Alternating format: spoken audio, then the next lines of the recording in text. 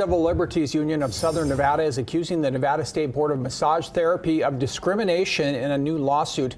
That new charge, filed today with the Equal Employment Opportunity Commission, alleged the board relied on uncorroborated dismissed criminal charges in deciding when to distribute massage therapy licenses. Now, according to the ACLU, the discrimination caused an unjustified, disparate impact on Asian women attempting to obtain employment at massage therapists.